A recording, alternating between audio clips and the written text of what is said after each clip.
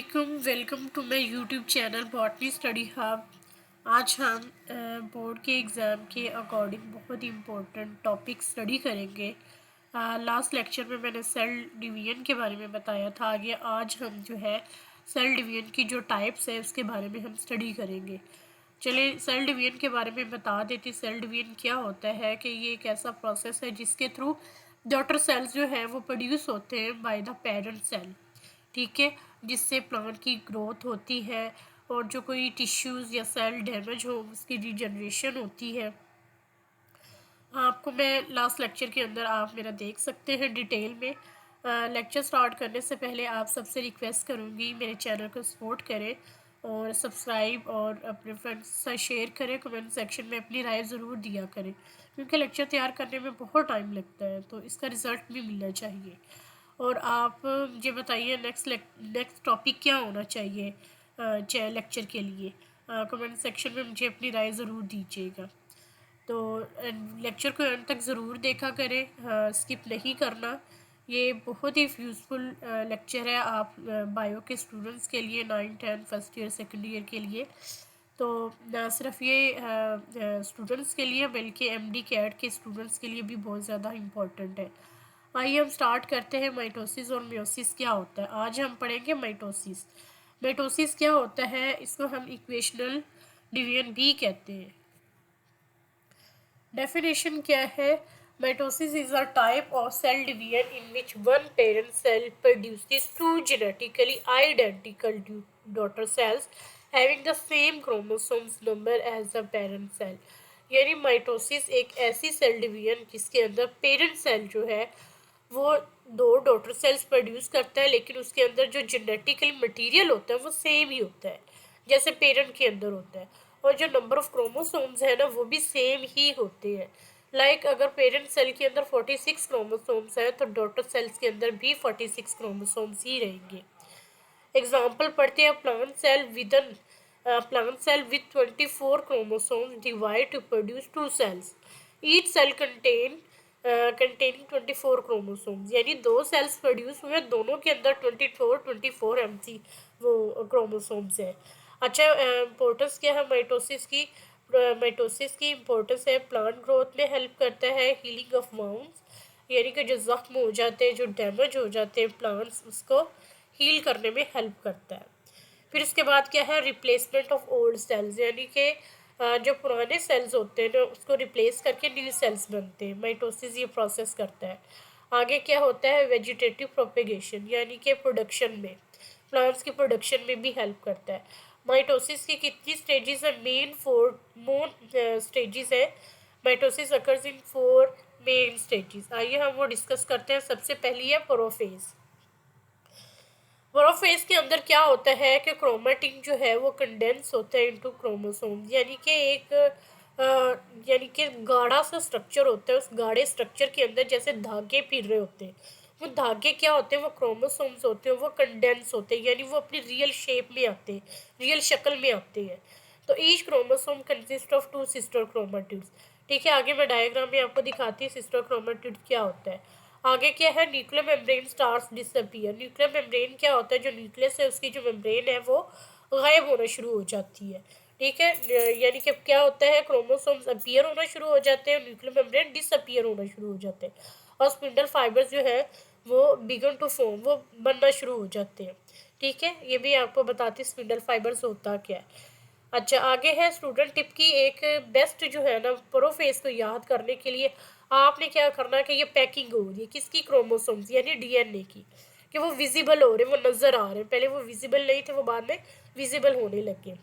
Second क्या है? Metaphase. Metaphase के अंदर क्या होता है कि जो क्रोमोसोम्स है वो अलाइन होते हैं, यानी सेंटर में आ जाते हैं, सेल के बिल्कुल सेंटर में अरेंजमेंट के साथ खड़े हो जाते हैं।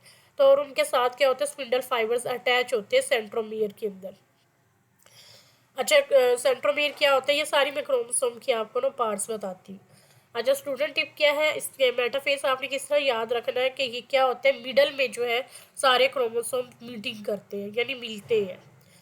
तो अच्छा, एनाफेज क्या होता है? एनाफेज जो है इसके अंदर जो सिस्टर क्रोमेटिड्स है ना वो सेपरेट हो जाते हैं और क्रोमोसोम्स ऑपोजिट पोल पे चले जाते हैं। इसके अंदर क्या टिप रखनी है कि ये अवे फेज है, यानी कि दूर चले जाते हैं, सेंटर से हाफ होके ऑपोजिट पोल की तरफ ये क्रोमोसोम मूव कर जाते हैं।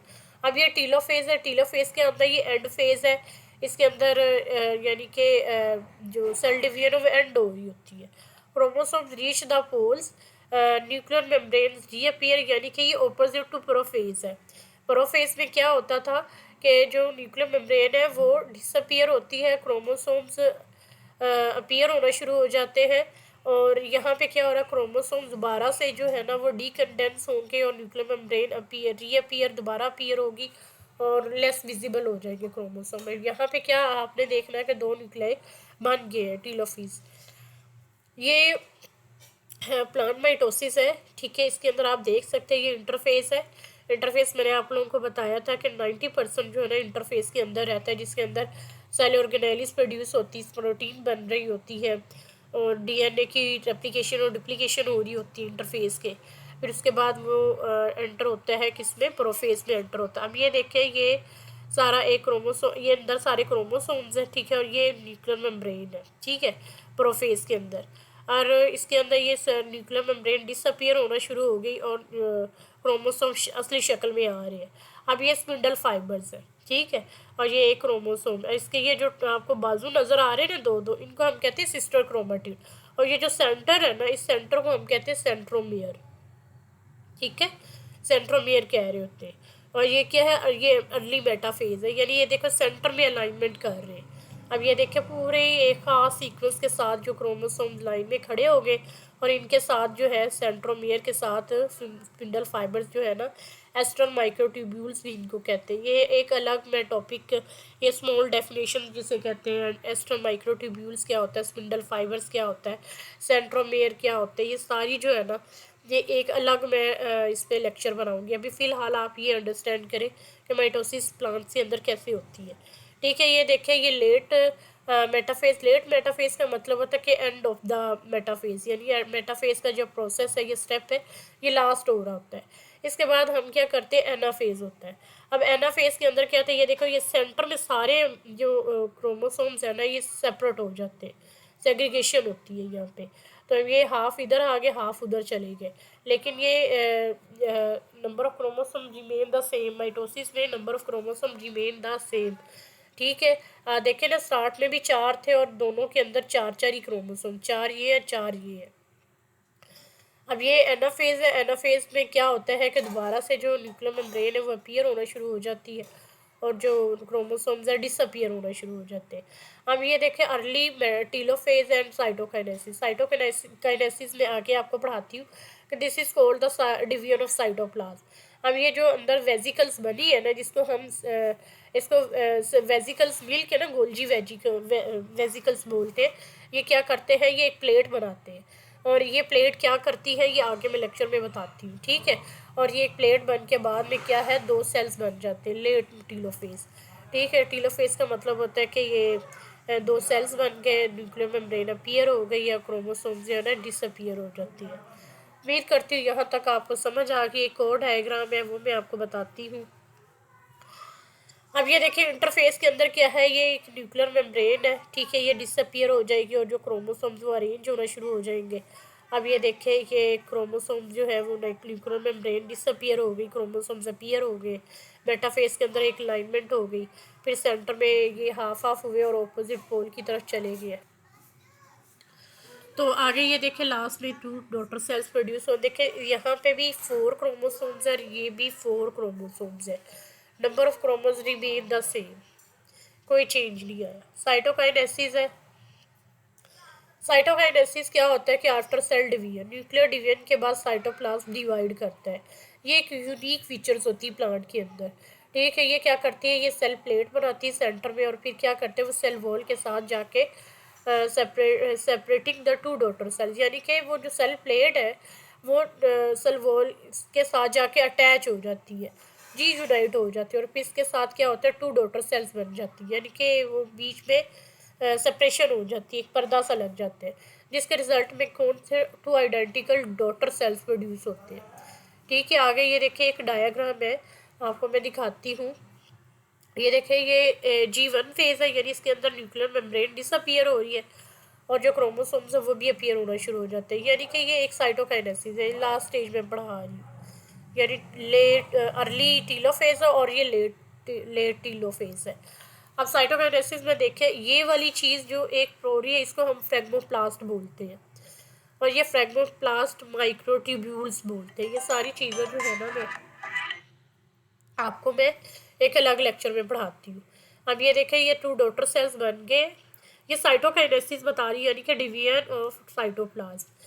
ठीक है, और आपको मैं जो साइटोकाइनेसिस और माइटोसिस के दरमियान में क्या डिफरेंस है ये भी एक लेक्चर बनाऊंगी।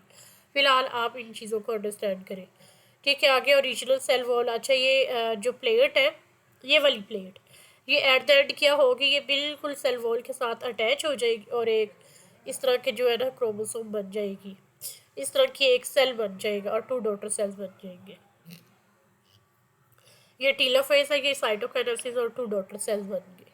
आगे समरी क्या है माइटोसिस की, नंबर ऑफ डिवीजन्स, यानी कि कितनी डिवीजन होती है, एक ही डिवीजन होती है। कितने सेल्स प्रोड्यूस होते हैं, 2।